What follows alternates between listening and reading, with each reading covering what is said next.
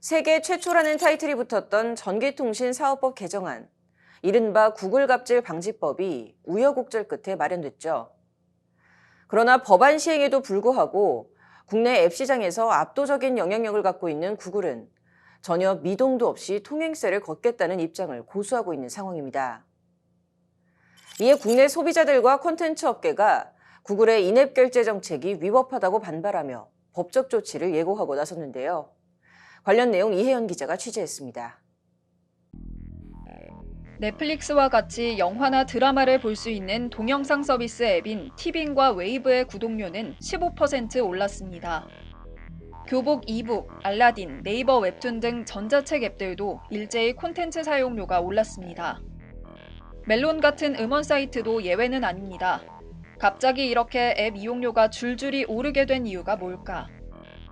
이는 구글이 지난 1일부터 모든 앱에 인앱 결제를 적용하겠다고 나섰기 때문입니다. 인앱 결제란 소비자가 유료 콘텐츠를 구매할 경우에 구글의 내부 결제 시스템으로 결제하는 걸 말합니다. 이 과정에서 앱들은 매출 규모 등에 따라 구글에 적게는 15%, 많게는 최대 30%까지 수수료를 내야 합니다.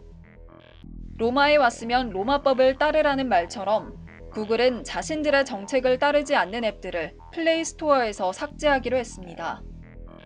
앱에서 외부 결제로 연결되는 일명 아웃링크 경로까지 막아선 구글. 사실상 모든 통로를 차단하고 통행세를 받아내겠다는 입장을 분명히 했습니다.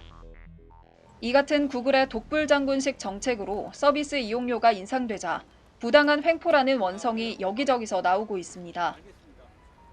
구글이 한국에 스마트폰이 도입된 이후 인앱 시장의 74.2%를 점유하고 있으면서 그 이후에 인앱 관련 독과점 행위를 계속해서 해 오면서 그에 따르는 소비자의 권리라든가 보호라든가 이런 행위들에 대해서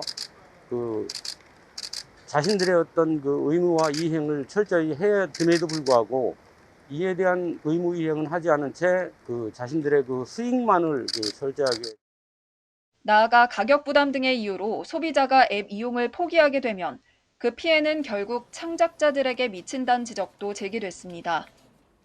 독점적 우월한 지위를 가진 어떠한 기업이 대한민국 컨텐츠 산업에 대해서 특정한 강제력을 행사하고 있다.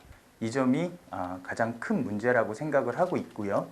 이러한 한 대기업의 입김이나 손짓 한 번으로 저희 대한민국 컨텐츠가 흔들리고 있다. 이런 이유로 소비자단체는 권리 침해를 주장하며 서울 강남경찰서에 구글 측을 상대로 고발장을 제출했습니다.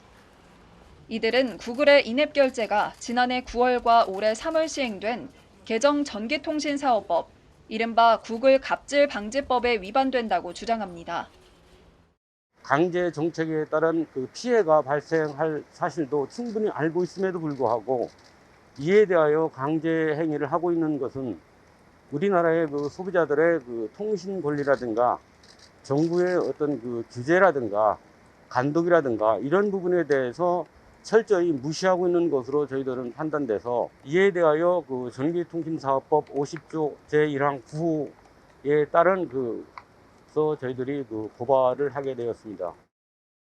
소비자단체가 언급한 해당 법안에선 전기통신사업자는 공정한 경쟁 또는 이용자의 이익을 해치거나 해칠 우려가 있는 행위는 해서는 안 된다고 규정합니다. 또 같은 법 제9호에서는 앱 마켓 사업자가 모바일 콘텐츠 등의 거래를 중개할 때 자기의 거래상의 지위를 부당하게 이용하여 모바일 콘텐츠 등 제공 사업자에게 특정한 결제 방식을 강제하는 것을 금지 행위라고 명시하고 있습니다. 엄연히 현행법에 특정 결제 방식을 강제하면 안 된다고 돼 있음에도 인앱 결제를 강조하는 구글의 처사는 위법하다는 겁니다.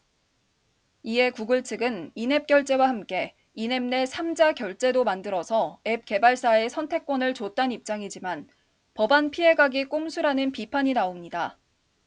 앱 내 3자 결제의 수수료 또한 26%의 높은 비율을 나타내고 있는 데다 구글이 수수료를 떼어가지 않는 아웃링크 결제는 여전히 막고 있어서입니다. 구글의 이런 방안에 대해 법조계는 위반의 소지가 안 될 수도 있다는 의견을 내놨습니다. 인앱 결제 내 제3자 결제 방식을 새롭게 제공을 해서 일종의 선택권을 제공한 것이 특정한 결제 방식 외에 다른 결제 방식을 제한한 것이 아니라는 식으로 해석이 될 가능성이 있습니다. 다만 김혜주 변호사는 전기통신사업법 위반은 아니더라도 공정거래법 위반엔 해당될 수 있다는 가능성을 제기했습니다. 공정거래법상 금지되어 있는 거래상 지위남용 유형 가운데 불이익 제공 또는 이익 제공 강요에 해당할 수 있다고 생각을 합니다. 24%에서 30% 정도의 높은 수수료를 지급하도록 하는 그런 결제 방식을 강요하는 것은 공정거래법상 금지되어 있는 불이익 제공이나 이익 제공 강요에 해당할 수 있고, 수년째 이어지고 있는 다윗과 골리앗의 싸움을 중재하고자 정부도 구글과 국내 앱 개발사들의 입장 조율을 위해 여러 시도를 해왔습니다. 지난 4월 방송통신위원회 한상혁 위원장은 구글 측 총괄 임원과 면담하면서 실질적 변화를 촉구하기도 했지만 정작 콘텐츠 업계에는 회의적 시선이 여전합니다. 사후 대책이 아닌 예방 차원의 해결책을 마련해달라는 게 업계 호소입니다.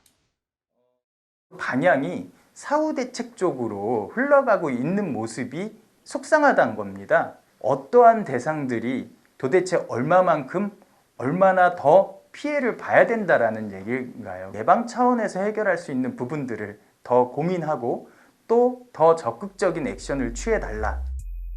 이번 인앱 결제 의무화 조치로 플랫폼들이 잇따라 서비스 가격을 올리고 있어 그 종국적인 피해는 소비자들에게 돌아갈 것으로 예상되는 만큼 대책 마련이 시급해 보입니다. 법률방송 이혜연입니다.